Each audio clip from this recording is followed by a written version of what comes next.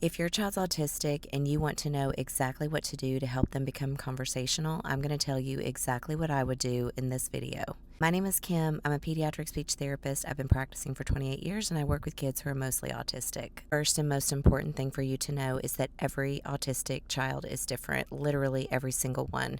What works for one child is not going to work for another child. The very first thing I would do if I found out my child was autistic is I would go to an occupational therapist and I would have them evaluated. We know that most children who are autistic struggle with motor planning in some way. The next thing I would do is I would take a deep dive into Gestalt language development.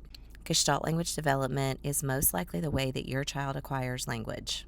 I would then go to communicationdevelopmentcenter.com and I would take a deep dive on that website and learn everything I could about the way my child communicates. I would then go to the Meaningful Speech website.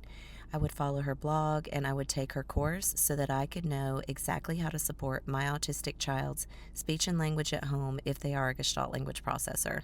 The next thing I would do is find a community of positive parents. Surrounding yourself with like-minded and positive people is really going to help you.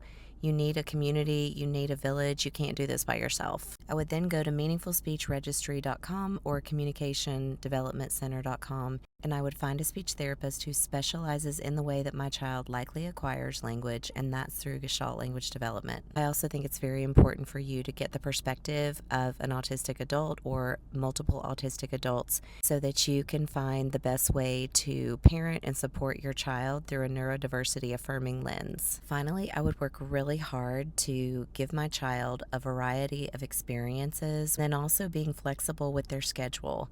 The kids that I have on my caseload as a speech therapist who have parents who take their kids to a variety of places and don't adhere to a super strict schedule have the most resilient and flexible children. So I'm curious, if you're the parent of an autistic child, what would you add to this?